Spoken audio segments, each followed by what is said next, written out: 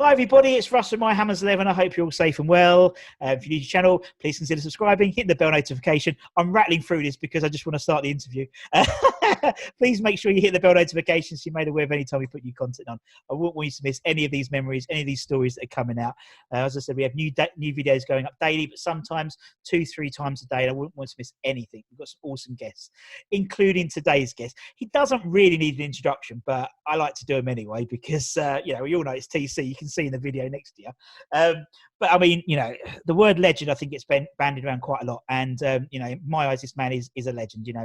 Not many players, not many boys can grow up playing for your boyhood club. And he did. And he scored an absolute shed load of goals, which, arguably we haven't seen anyone do that in the modern era since. 146 goals. Tony knows all the stats anyway, so if I'm wrong, he'll pick me up. 146 goals for the club, 2 periods. The first West Ham player to score a Premier League hat-trick as well. 8 caps for England. And also, because I know Tony likes his stats, he's appeared in 35% of our Hammers 11s so far, which is says more than anything else, I think. How you doing, TC? How's things keeping? Hello, Russ. Very good. I'm impressed with all that research. It was actually 7 caps for England. That's the only thing I'm going to pick up. 7 caps for England. But, I'm very impressed with the stats here. And, listen, I don't like to be called a legend. I'm TC. You just call me TC, Russ. I'm a fan who played for the club, and I'm now a fan like you. So that's where we are with things. But West Ham's my club. Everyone knows West Ham's my club anyway. Yeah, I know. And usually what I do with the sort of the ex-players is I say, why did you play for West Ham? But obviously, I sort of already know why you play for West Ham. So I'm going to go back a step. And why is West Ham your club? How did it all start for you, your West Ham sort of love? Well, it goes right back to pretty much the day I was born, which was back in July 1965. Obviously, a year later, we won the World Cup, as we all know, and I was dressed up as World Cup Willie. That's how old I am. I was only 11 months old, and the mascot was World Cup Willie, and there's me. There's a picture of me as World Cup Willie, which is awful. But at the time when I was born, my family were living in East Ham. A lot of our families originated, as we know, from the East End, and I was no different. Mum and Dad, West Ham fans. Nans and granddads, West Ham fans. Uncles and aunts, West Ham fans. Yeah. Both my granddads, I think, were at the 1923 FA Cup final, the famous White Horse Cup final. My great uncle was a founder member of the Supporters Club at West Ham. So, to say it runs through the blood is a bit of an understatement. And most importantly, I was born in West Ham. So I've now got my passport. Every time I go abroad, I open the page. It says there, birthplace West Ham, and that will never ever be taken away from me. So, just born into a mad West Ham family, really. And I think I probably would have about. I think the earliest game I could sort of remember going to was about in the early 70s. I think 72, and we was at home to Forest, and my dad took me on the old North Bank, and obviously I was very small. I'm still small now, Russ, as you know, but I was very small at the time. Probably took a crate with me. Chucked me down the front of the North Bank, and we won the game 4-2. I do believe my hero Pop Robson scored a couple of goals that day, but I don't remember much about it. But it was like a bug. Like once you've been, it was like, oh, Dad, when can we go to the next game? And I'm sure many people sort of listening to this interview would feel the same. That you go there, sometimes you're taken against your will, like whatever. You go to a game, don't you? And then you get the bug, and it stays with you for the rest of your life. And I think as a West Ham fan, we all do different things in life, and obviously professionally, I had to make certain decisions. But personally, I don't think if you're born a West Ham fan, you don't ever change for the rest of your life. You were always a West Ham fan. Yeah, no, totally. And you're right. I mean, that's what comes through. We've interviewed, I don't know, 60, 70, it's about 60, 70 people so far. And football is secondary to the experience. And as you said, you can't remember the game, but you remember going there, you remember being crushed down the front, and the smell of the peanut sellers and the beat, the bands, and down Green Street, all the smells coming out of whoever's meat's being cooked. That's what it means. And I'll tell you a story, because I've got twin boys, and obviously it was really important to me that my boys were West Ham, all the kits when they were young and everything. And I didn't take them over to West Ham until they was about 7. And by this time, this would have been 2003 when we got relegated with the All-Star team. We got relegated with, and with the Championship. And I think the first game was at home to Wigan. So I've taken my boys to the first game. And anyway, I looked round after about 20 minutes, and they were sitting there with their Game Boys like that, not even looking at the game. And anyway, I think we lost it.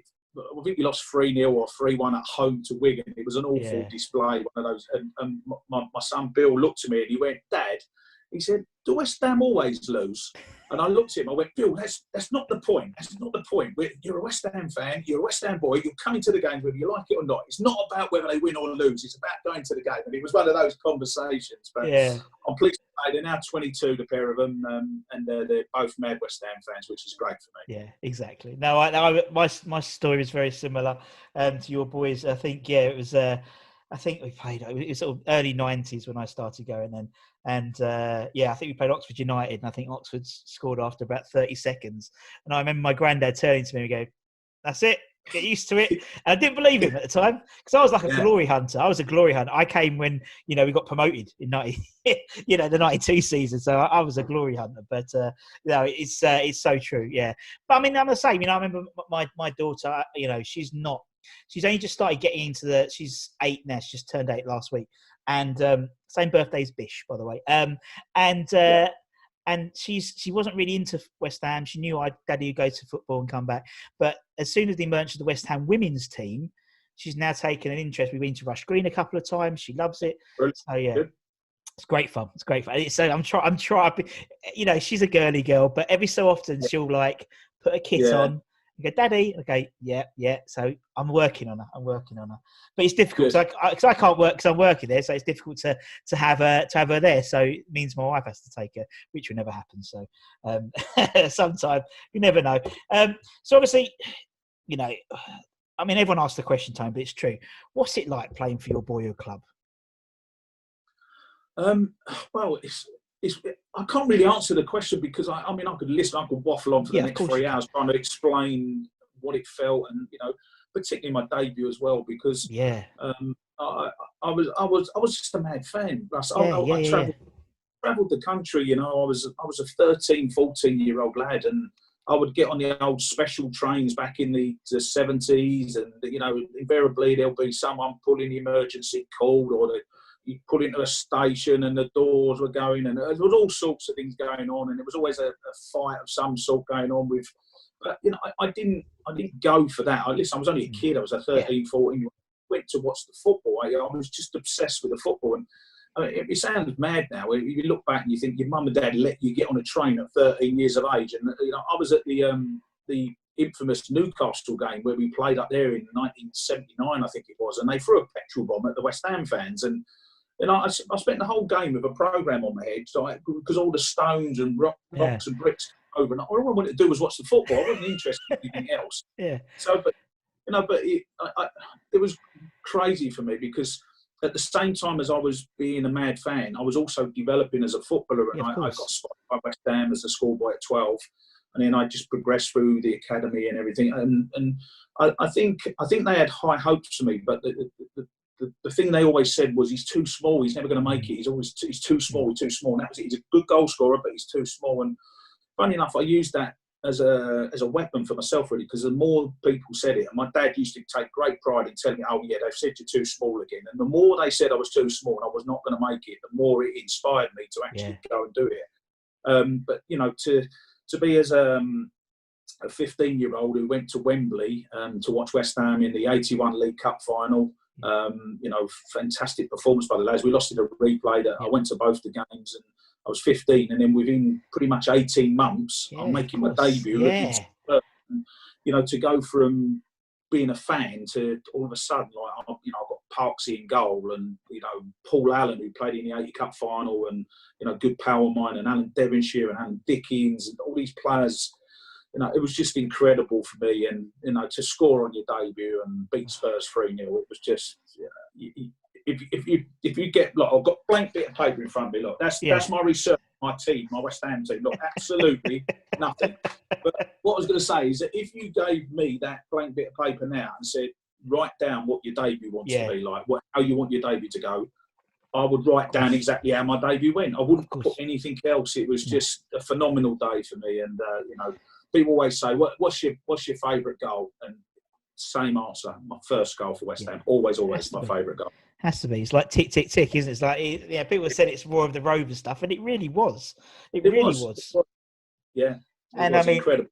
But what is it about Tottenham and debuts? Because didn't Johnny Artson score his first goal against Tottenham at home, and we won the game as well. But it's I mean, you score for Tottenham, against Tottenham, you're already in the West Ham sort of, hearts already. And as you said, to win and be a debut and be a West Ham boy, it was like, it's just all the ball. Yeah, I think maybe it meant a little bit more to me. I mean, throughout my career, I mean, obviously I moved around a little bit as a player, but throughout I love scoring against Spurs, and I think a lot of that came from the passion of being a fan. As my dad used to say to me, like, about the West Ham way. People always say, "What's the West Ham way?" So my dad used to say to me, "We're going to play good football." He said, "We're going to win a cup every now and again." He said, and then depending on what division we're in, we either beat Spurs if we're in the top flight, or if we're in the Championship, we beat Millwall. And that was my dad's. And if you think about it, it's a very simplistic view of being a West Ham fan, but it is. And I grew up on that. So whenever West Ham played Spurs, whether it was at home or away, I was at the game when David Cross scored 4 goals at White Hart Lane. I went as a fan, and that was one of the best nights I've ever had as a West Ham fan. To win 4-0 at Spurs and that one player get, Psycho to get the 4 goals was just incredible. So I think what I'm trying to say is that throughout my career, I had that burning desire to beat and get one over Spurs. And I'm not saying it made me play better against Spurs and other teams, but there was always that passion as a West Ham fan there. And I think the local boys, the likes of Cottee and others that were in the team at the time, you try to get that into the other players. That look, come on. I know Nobes does it now. Mark Nobes exactly, and I mean, we call it 3-point lane, isn't it? Yeah, I know you're not from round here, you might be from another country, but this is our big game. The fans really want us to win this game, and I think that still goes on now, which is great. Yeah, no, you're totally right. And I said, 3-point lane is, it was written in the stars that we were going to score the first goal there, and we was going to beat Tottenham at their new ground, or the new ground. Yeah. You knew it was going to happen, and it's and Tottenham fans feel exactly the same when West Ham turn up. They hate it. Yeah, but that's the beauty of football, isn't it? You love to have your teams that you want to get one over, and listen, without a doubt, Spurs are one of those. Yeah, and it's so true. And actually, what's quite funny, I've had quite a few of my old friends who have contacted me who are Tottenham fans and other fans saying they love watching the channel because actually, although being a Tottenham fan, obviously no one's doing it at Tottenham. It's all West Ham, but it's still nice. It's still nice, and we still have a giggle. But obviously, that's cemented your place in West Ham hearts already. Scoring the goal on your debut up at Tottenham, and then it just progressed. Obviously, your career, the first in particular, went on and on and on. Obviously, you played a few games in '82, and then obviously you played more, and then obviously you had the season. Everyone knows what you mean when you say the season. And obviously, I remember I interviewed Gailey the other day, and he said that he'd spoken to you recently, and obviously you love your stats, we know. And there was was it like 17 or something records? 17 club records still survive from the 85-86 season, which is unbelievable, really. So absolutely crazy. It was. What was strange about it, really, Russ, is that I mean, you're right. I mean, I got in the first team. I had 2 really good seasons personally, where I scored a lot of goals. Yeah. Both seasons, my first full season, actually, we had a good season, but we had a few injuries and we just fell away at the end. But the season after that, which would have been 84-85, we were miles off the pace. It was good for me personally. I scored a lot of goals. Did you? Never anywhere near anything, and we flirted with relegation. A typical West Ham season, flirted with relegation, beat a few of the big teams, and so by the time we get to the summer of '85, there was no expectation amongst things that something special was going to happen. I mean, the great John Larwood, he was a great manager. He signed obviously Frank Mack, and he signed Waldie as well. And also we had Alan Devonshire back from his injury. He'd been out for 18 months, and Dev was by far the best player I've played with in my time at West Ham. So to have those 3 players, we knew what we was getting in terms of getting Dev back, but we didn't know what we was getting from Frank and Waldie. Yeah. But they just slotted in. Everything slotted in. We obviously had the injury to Paul Goddard in that first game, which a lot of people just think that, me and Frank started up front. We didn't. I started up front with Paul Goddard. Frank was playing in the number 10 position. Sarge dislocates his shoulder. He goes off. Frank moves up. Alan Dickens comes on. And the team went to a 4-4-2. And we just took off from there, really. But although we had periods like we only won one of the first 7 games. So if you look back, wow, if we'd have done better. We had horrendous weather and, a few like dodgy runs. We lost to Villa and Arsenal. We should have won the games. And I think the key game, probably losing at home to Chelsea towards the end of the season, done us in. But, just to finish third, and it was the only season, and I can honestly say that I played 20 seasons as a player. Yeah. It was the only season where I felt that I was going to score in every game. And Frank probably felt the same as well. Yeah. And it was a season where I thought we would win every game.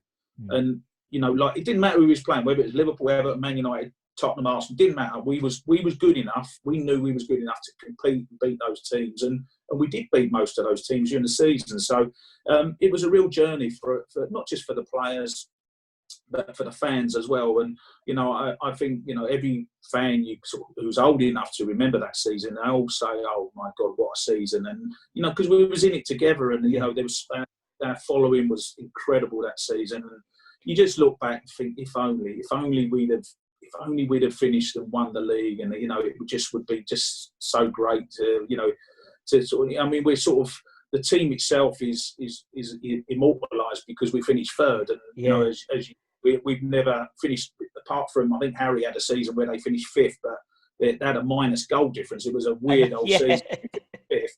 But apart from that, I mean, even this sums West Ham up. You've got Moore, Hurst, Peters. You've got Lampard, Bonds and Brookie, and we still couldn't finish inside the top 6, with those world-class players. So, it just puts it in perspective of what a special season it was. Yeah, no, you're totally right. You're totally right. And talking to Macca the other day, and he was saying that you two would have bets. Who's going to score the best goal that day and stuff like that. And it's like the confidence in that team was phenomenal.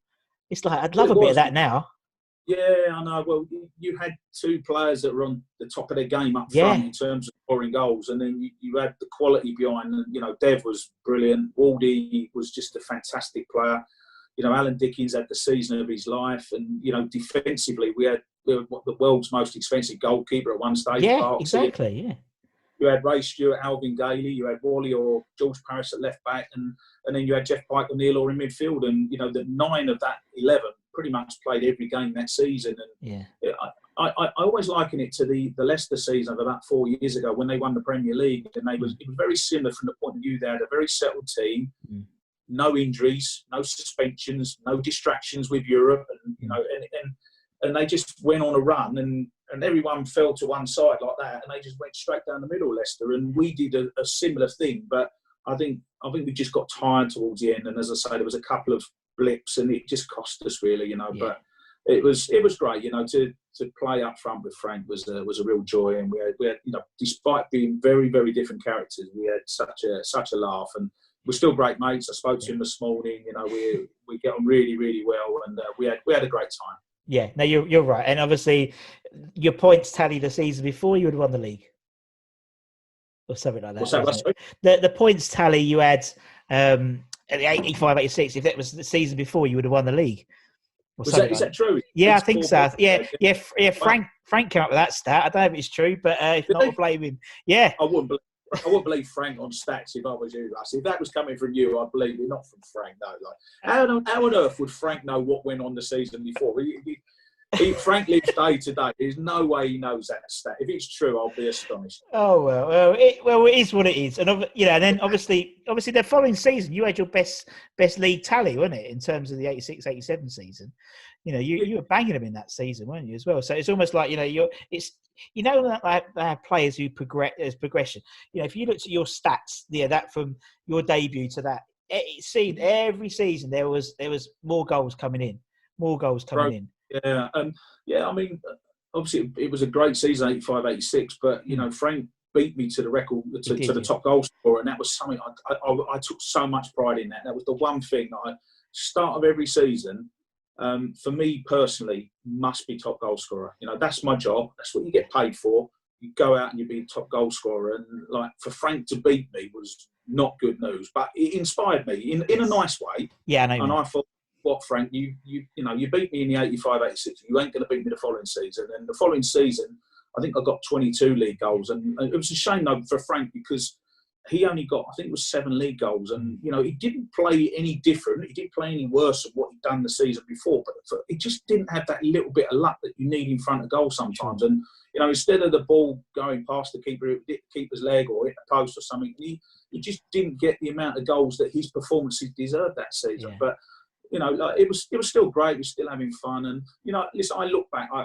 feel very proud and privileged to have played up front with Frank McAvenny, by far the greatest player I played up front with. We was together just over 2 years and we scored over 100 goals. And I think if you said now to West Ham fans, we're going to buy 2 players, they're only going to be together for 2 years, but you're going to get 100 goals out of them, I think they probably would say. I think they would. And obviously, you know, that 85-86 season, you know, obviously you won Hammer of the Year that year. I mean, that must have been for you personally and obviously PFA Young Player of the Year. So not only like you were doing well as a team, but, you know, you were sort of revered by, you know, you had an accolade from the fans and also from your peers as well for the PFA. That must have been, I mean, that season was just that was a phenomenal Hammer of the Year winner. I mean, what's that like? Oh, well, do you know what? I was actually a little bit embarrassed when I got the award because, you know, the 84, Paul Allen beat me to it. And Trevor Brooking. No, Trevor Brooking beat me in 84, and it was Trevor's last season. I was a runner-up for the Hammer of the Year. 85, Paul Allen beat me, and then, of course, he went to Spurs, and I was runner-up to Paul Allen. So I was just expecting... I was just thinking to myself, you know, of course it's important because, you know, you're getting recognition from the fans and something that it is something really, really nice if you get voted like the Hammer of the Year. But I'm thinking when it would come round to the end of the season, I'm thinking there's no way that anyone other than Frank can win this because he'd come down, he'd made such a difference to the team. He was the top goal scorer and he'd had a phenomenal season. And it wasn't just his goal scoring; it was what he brought to the team, his overall game. And I was learning from him, and he was inspiring me. And I just thought, you know what, it's got to be Frank. And I never ever expected in a million years to win the Hammer of the Year that year. I just didn't. I thought, if anything, I perhaps deserved it. Maybe the 2 years previous, because I'd done all right. But it wasn't to be. And then when I got it, I thought, wow. And as it turned out, it was the one and only time I won it. So. You know, I'm really pleased because it's a very prestigious list of the Hammer of the Year. If you look at the names on that list, you know, and I think, you know what, I know I was runner-up 3 times. I was runner-up in the 90s as well to Steve Potts. But, you know, I've runner-up 3 times, but to win it in 86 was special. And obviously to get the PFA Young Player of the Year and your players are voting for you as well. You know, it was just great. It was just a slight shame that I didn't go to the Mexico World Cup because that was obviously the 86 year and the Maradona handball and all that. But if you look at the quality of strikers England had at the time, you know, I was just a young 20-year-old who'd had a good season, and I suppose really I was never going to be on the plane. There was a little bit of talk about it, but in the end I never made it. And then of course I got in the squad at the start of the following season. Yeah. Exactly, and obviously, you know, you alluded to obviously, you know, for people who don't know Tony's career, so to speak. Obviously, you left and then you came back, which was brilliant. How does that work? You know, how did that sort of the coming back work? You know, was it any doubt you were going to come back when it was on the table? I think first and foremost, Russ. I mean, I was disappointed to have to leave the club. Yeah. You know, I mentioned I got in the England squad, and I think in a way that was one of the best things for me, but it was one of the worst things because when you're in that England squad, you're with all these top players, they're all talking about playing in cup finals and winning leagues and how much money they was earning, and I'm thinking, well, I'm not doing any of that, and I'm not earning that much money. I'd come through the academy; it was different back then, you know, so I didn't feel appreciated from that point of view.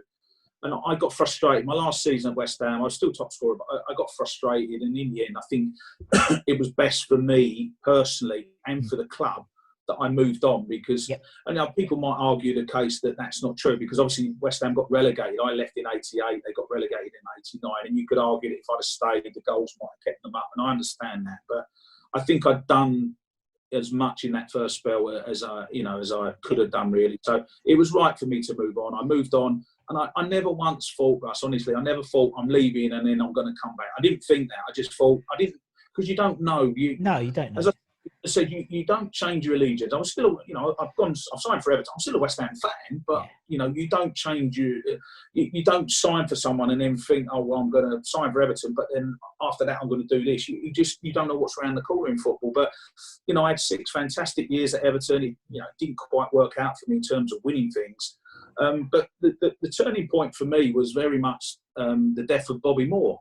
And the reason for that is I was at Everton at the time when the great Bobby died, and not long after his death, they announced that West Ham were going to play against the Premier League 11. And what they were going to do, there was 22 teams in the Premier League at the time. They said they're going to pick one from every club, obviously not West Ham, so there'll be 21 players, one from each club.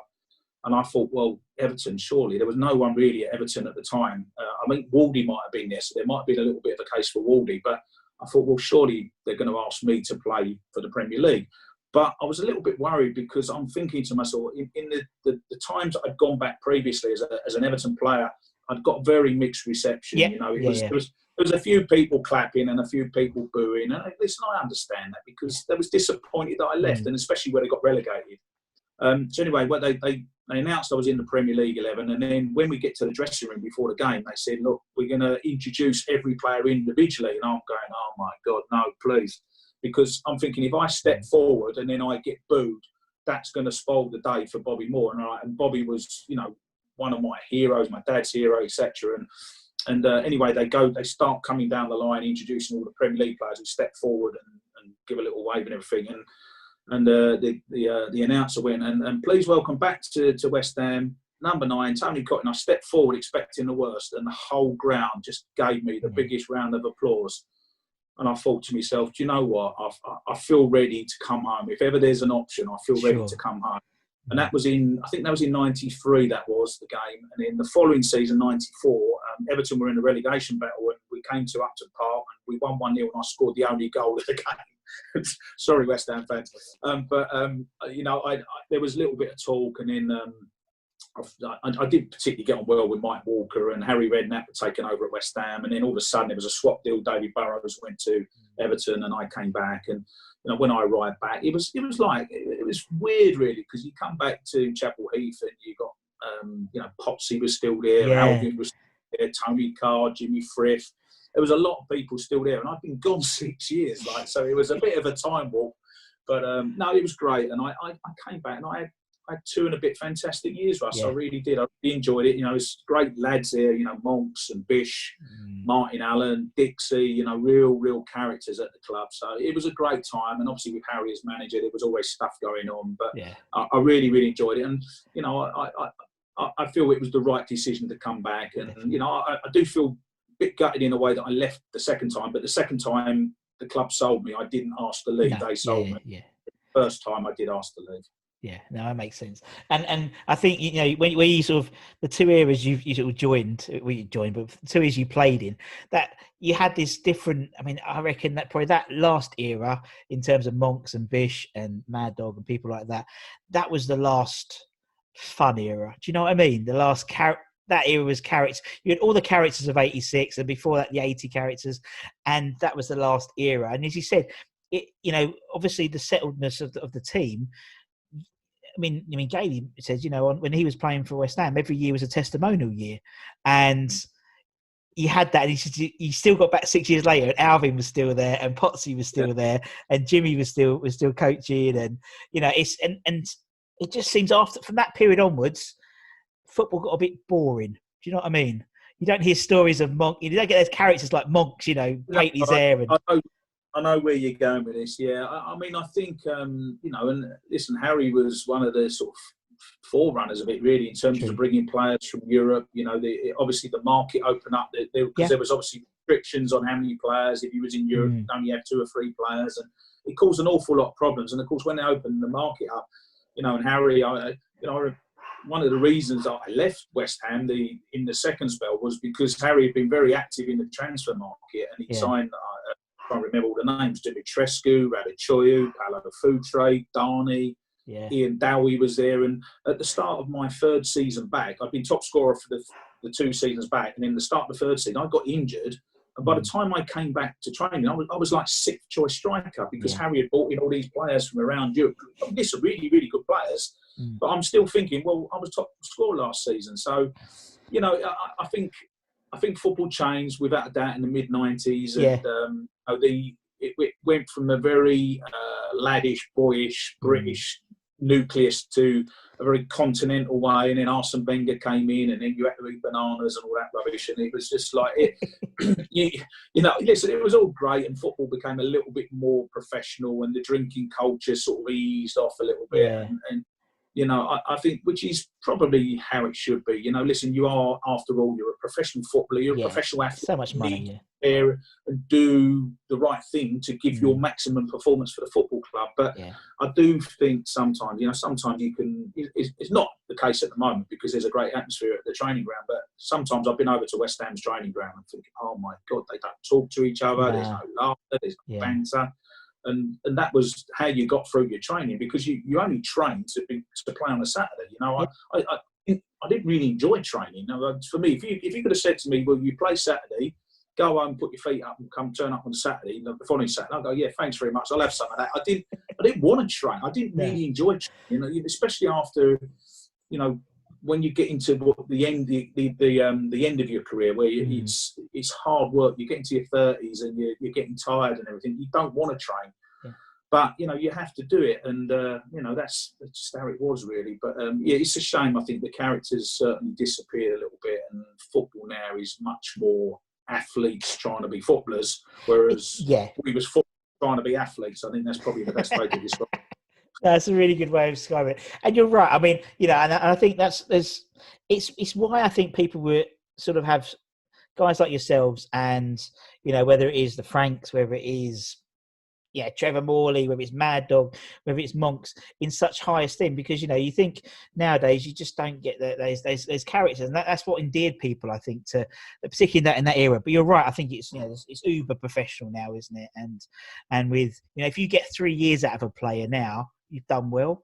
You know, or a manager, to be honest, as well. Yeah, absolutely, yeah. But I, you know, the thing that I get a bit annoyed about and wound up about is like that the clubs don't seem to keep these players in position. You know, they give exactly. You know, Mark Noble being the player in question now. You know, Mark's coming towards the end of his career. We know that, but you have to keep players like him at the football club. You know, I mean, for Steven Gerrard to leave Liverpool and you know, like Frank Lampard to leave Chelsea. I know he's gone back now, but these players that you can't get your head around why the clubs let the players go, because they've got so much to give back, you know, especially to the young players, because the young players who are coming through like now, who maybe a 16 or 17-year-old at West Ham, but all they've known is Mark Noble playing, and he must be able to pass on stuff to him. So you should keep, especially people that have got the club's best interests at heart. You know, like Mark's a West Ham boy and he loves the club as much as I do and as much as you do, and you need to keep players like that at the football club. So, no, I'm a firm believer that if you have a football club, you need as many people that are West Ham fans and know what the club means to the supporters, because then you keep that community, family spirit, and you know what the club's all about. No, I get you. Yeah. I get it totally, and I think you know, to Moyes' credit, you know, he seems to be doing that. You know, you look at this, you look at the sort of the setup now. Obviously, bringing in Kevin. Obviously, he was a West Ham captain. He wasn't a West Ham boy, but he's a West Ham captain. And that seems to have made a huge difference. You know, even on his first game on the touchline, you know, it seemed to be a bit more. He had a bit more about him, you know, than the previous regime, we'll say. Obviously, you got Keno in there, you know, back at 18s. You got Potsy in the 23s. You got Colton. You got Kincheski, Zavon Hines. You know, exactly. It's really, really important. You know, and I agree.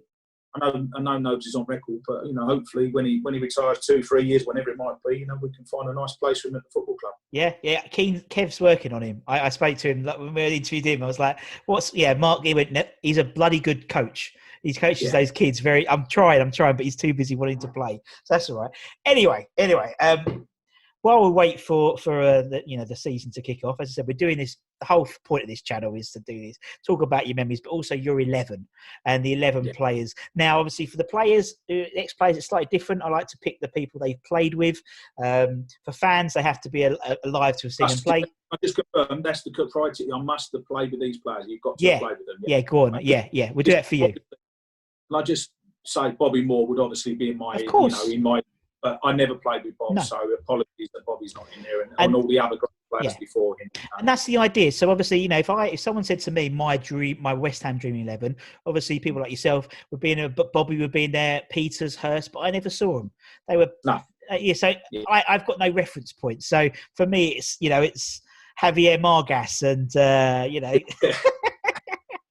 Anyway, moving on. Anyway, moving on. Spoiler alert! In case he's in your, you never. Did you play with Margas?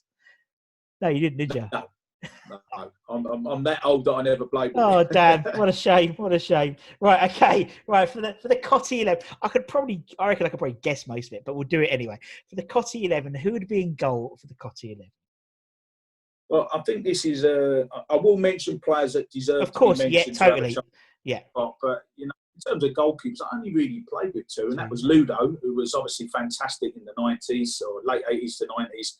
But in goal for me, it's got to be Parksy. You know, Parksy was incredible goalkeeper, and as I said, the world's most expensive goalie at one stage. And you know, he was just a fantastic shot stopper and a wonderful character as well. And you know, got to be Parksy in goal for me. Yeah, exactly. And that was a huge coup for West Ham at the time. You know, he was, as you said, he was the world record price for a goalkeeper. I think Man United were after him as well, weren't they? And for West Ham to get him, I think that's the equivalent of us, blagging De Gea or something. It was that big, and I don't think people appreciate that, particularly in the modern day, like my era, how much of a big coup it was to get him in. If you just said West Ham would break a world record for any sort, whether goalkeeper, defender, you would go, well, that's, goalkeepers are getting for 75 million now, and there's no way West Ham would buy for a goalkeeper. But, back in the late 70s, when I think it was late 70s when Phil signed, it was big money, but, money well spent. And he was one of those who went on and had a testimonial. Exactly. One of many, Tone. Right, okay, we'll put Parksy in. Let's we'll play 4-4-2. It's easier for me because I'm shit at video editing more than anything. Right, let's that's the beauty of coronavirus. I've been learning all this. Right, okay, let's go left back. Who we have left back for you then, Tone? Well, left back, I think, again, there's only really two that I would mention for the position. The first one would be Frank Lampard Senior. And, I played with him in the early part of my career, and he was a tremendous professional, obviously at the end of his career. But his dedication was unbelievable in training and doing more training. I was his apprentice when I arrived at the club. So, big affection for Frank Senior. But I think I've got to give the position to Dixie. I think, Dixie was a player who arrived in 87, and we spoke about that 86 team, and if we'd have had Dixie in that left back position, because we always say that left back and probably holding midfield player were the two positions that we perhaps could have improved in some form. And if we'd have had Dixie there, I think that would have made a big difference. But what a character! He didn't hate your training more than me. We used to jog around at the back in the warm up and just talking about all sorts of stuff. He'd drink a can of Coke and go out and smash balls round, and no warm-ups, no stretches, nothing. And he was a tremendous footballer. Listen, obviously in terms of his temperament and getting sent off, I get that. But if you take that away from Dixie, you don't get the same player. And I think people say, could he play in the modern era? Of course he could. You just have to modify your game and you let your technical ability show. And the fact he signs for Liverpool tells you everything. He was a tremendous player. Yeah, good shout. Okay, we'll put Dixie in. Okay, let's go right back then. Tony, have you got right back? It is easy, and I was trying to think of right backs, but I think the only one I could really mention for that is Ray Stewart. I mean, most people of our era that played in the 70s, 80s, 90s would probably say the same thing. And Ray was, I think he was a real old school, tough defender. I personally think he was a little bit technically better than what people gave him credit for. Sure. He had his moments, right? But I think technically he was a decent player. But if ever you wanted a penalty, imagine those two in the team. You've got who's going to take the penalties out of Dixie and Ray Stewart? They'd be fighting about who has the ball and everything, wouldn't they? It'll be Di Canio, Lampard, Bradford City all over again, wouldn't it? Exactly, yeah. But I think as good as Dixie was at pens, I think Ray Stewart's got to be my right back, and he's taking my penalties as well. I think, what was it, 76 out of 84 something penalties? Like that. I mean, you'd know more than me, Ted. 3 or 4 of the rebounds as well. So Ray Stewart's in for me. All right, good shout. Right, let's go centre backs. First centre back, Tone. Yeah, I'm going to go for a pairing. Yep. I think really I should put Bonzo in here at centre-half because I grew up watching Bill at centre-half, but Bill was such an adaptable player that you could put him wherever you want. And I think for my team to work, I've got to go for a partnership as opposed to the legend that is Billy Bond. So I'm going to leave Bill to later. So that means that I've got to go for the 85-86 pairing, and that's Alvin and Gailey. Yeah. And again, two different characters, one mad Scouser and one mad Londoner, really, and Gailey's one of my best pals, and he was a tremendous footballer, Tone. And I think if he'd have had slightly more pace, then he would have been given more chances to go through and play for England and do what he could do. But like Sammy said, that Bobby Moore never had much pace, did he? Look what Bob achieved as a defender. So, Gailey was always going to be the replacement for Bobby Moore. But, a tremendous footballer. And I loved the left side of that 86 team where you had Gailey left centre half, Alan Dev on the left and me on the left centre forward. And we had real good triangles and play. And I loved having Gailey in that position. And Alvin was a fantastic defender, really, again, not that quick, but, really strong, very skillful defender as well. Loved doing his tricks and his step overs and all that. And he was good in the air as well and brave. And you had the mix, when the ball was pumped down the middle and you had a big tall centre forward, Alvin would be, go and win the ball. Yeah. Gailey would drop off and bring the knock-ons and everything. And they had I think Gailey gets a little bit put out about it, but, as great as the Cottee McAvenny partnership was, I think the Martin Gal partnership, the centre back, was certainly one of the key points of us doing so well that season. So it's got to be Alvin and Gailey at centre half. Yeah, good shout. Gailey obviously pits himself and of course, put himself captain, penalty taker, free kick taker, first team manager. I just can imagine him, Rich. Yeah, that's Rich. Right, okay, let's go midfield then, Tony. Let's go left midfield. Who do you have left midfield? Well, this is the easiest one of all the positions in the league, because I've already said that the best player that I played with was Alan Devonshire, and Dev's got to go in there. Watching Dev in the 70s as a fan was a real pleasure. Sure. And then when you get into the first team and you get to play alongside the guy, you think, oh my God, he is so good. And he used to say to me, look, when the ball comes to me, he said, I'm going to have 3 players around me. And you think, 3 players? What's he on about? Like, I know you're good then, but you ain't going to have 3 players. He said, what I'm going to do, I'm going to just flick it round the corner to you. He said, give it back to me and I'll put you in on goal, right? So anyway, the game kicks off, ball goes out to Dev, 3 players around him, flips the ball into me, you give it back to him and he puts you in on goal, you go through and have a shot on goal. And he was so quick, so graceful, such a wonderful player, great balance. Only slight criticism, he should have scored more goals. But, Dev was one of these. He'd run through on goal and draw the keeper, knock it to the side and I'd tap it in. And he was a real team player.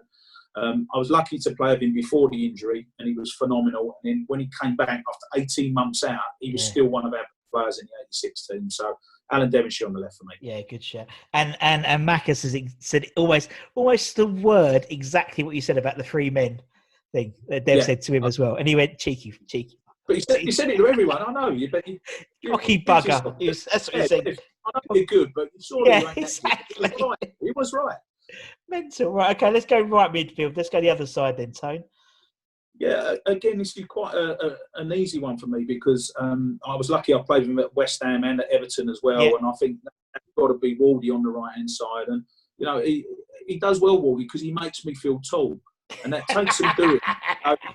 He's about 2 inches shorter than me, but that counts. There's something about the Scousers. I think he was so brave, and to the point of because when we used to play like Forest and we're playing against Stuart Pearce and that, and I'm thinking, listen, if the ball goes anywhere near Stuart Pearce, I'm not going near him. Right? Because Pearce, he can have the ball, he can do what he wants. I'm not going near him. He might tackle me, he might sort of crunch me or something. But Wardy actually got off on the battle of playing against Stuart Pearce, and he crunched Stuart Pearce and he'd kick him, and some I'm going, oh my God, this is awful. Like, and Wardy loved it, and he was about 6 inches smaller than Stuart Pearce, and I think if you ask Stuart Pearce, one of the toughest players, I think he probably would say Mark Ward. And not only did you get the aggression and that, you got the quality as well, and he could cross the ball where you wanted. He scored some wonderful goals for the club. And like I say, I was lucky. I had him at West Ham and Everton, so Wardy's got done. Yeah, definitely. That's a good shout. Yeah, that's a really good one. Yeah, it'd be interesting. Yeah, I mean, it's as you said, something like Wardy. It's funny because obviously, certain players got the headlines, didn't they? So everyone's like, of that team. And I think going back and looking at all the old footage, Mark Ward was a phenomenal player, and I didn't realise how good he was. To be honest. Right. Okay. Exactly. I mentioned Paul Allen as well, Russ, because I think Paul Allen would have been the only one right side of midfield who could perhaps have given Wardy a run for his money. So I should mention Ollie because he was a really good player for West Ham. Yeah, good shout. Okie dokie. Right, we'll put Wardy in. Okay, let's go in centre midfields then, Tone. Who are we going to have in mid centres? Yeah, well, again, I mean, I mentioned I've got to put Bill in there. Bonzo's Yeah. got to be my midfield player. You know, I think you could put him centre half, right midfield. I think he was top goal scorer for West Ham one season. He was just an incredible athlete. Bill was, but he was. You know, I always felt he was a much better player than, because everyone saw all the aggro and the tackles and the pushing and the shoving and all that. But he could play as well, Bill, and a really, really tough player. And I think I'd have him just sitting in front of Albion and Gailey and just protecting those two. So Bill's got to be in there. And in terms of the attacking midfielder, I'd love to put Alan Dickens in there, because I grew up with Dicko. He was a tremendous player. We had a great understanding, me and Dicko, like almost a telepathic, you know, where I run and he put me in and everything. So I'd love to put Dicko in there. I also should mention Bish, who was a wonderful player in the 90s. I love playing with Bish. And John Moncur was a great footballer as well. So I played with some real talent in that second midfield. Jeff Pike was a very underrated player who could have been in the holding role. But I think I've got to go Billy Bonds and Trevor Brooking. I think, you know, I can't have a West Ham team without the legend that's Trevor. And, you know, I only played one season with Trevor, which is why I always add the caveat. I always say the best I played with was Alan Devonshire, but I only played one season with Trevor Brooking, because I think if I'd have played more seasons with Trevor, I think possibly Trevor might have got the shout. But no, that last season of Trevor's was my first full season, Trevor's last season. And, you know, again, you make your run and the ball was delivered perfect for you, always in the right position. You know, like some players you played with, and you make the run and the ball hit you up the backside or hit you on the back of the head, and you think, well, put it in front of me, like, you know. But with Trevor and Dev, it was always beautifully weighted and always there for you to hit first time if you needed to. And you know, Trev and Bill in my midfield has got to be a great. Gotta be right. Okay, up front now. We playing ourselves, Tone? Do you know what, Russ? I don't like to. I don't like to blow my own trumpet. I don't, but I think if I'm picking the team, then I probably would have to, because the man who's obviously going to put alongside me is Frank. And if you look at how the partnership's going to work, you've got to put the best player with the best partner. And you know, I think, you know, I should mention some of the other players I played with, because, you know, Ian Dowie was always a wholehearted player in the 90s. I enjoyed playing up front with him. Dave Swindlers, when I first got in the team, was a real good, strong centre forward. And also Paul Goddard as well. I think people forget just how good a player Paul Goddard was. He was so unlucky in that season because he got injured and he was left, you know, 6 months before he was fit. And ultimately he left the club because he couldn't get in the team in front of me and Frank. And that was, you know, he was a real good striker.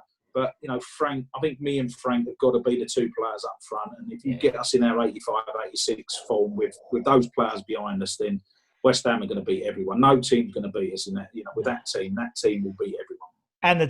And not just the skill, but the togetherness as well. You know, just like and the team spirit will be there. We all got really well. You know, we still had the days. We had the Christmas parties, and you had a bit of fun, and you know, the end of season dinners and tours away and all that. It was.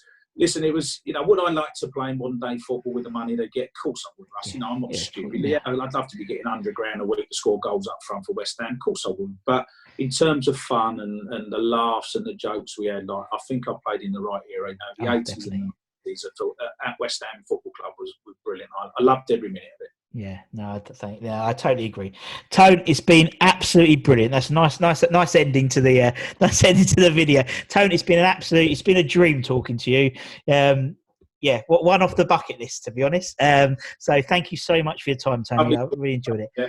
Thank you. And obviously, thanks everyone for watching. You know, again, so humble, and you know, it's overwhelming all the support that the channel's been giving.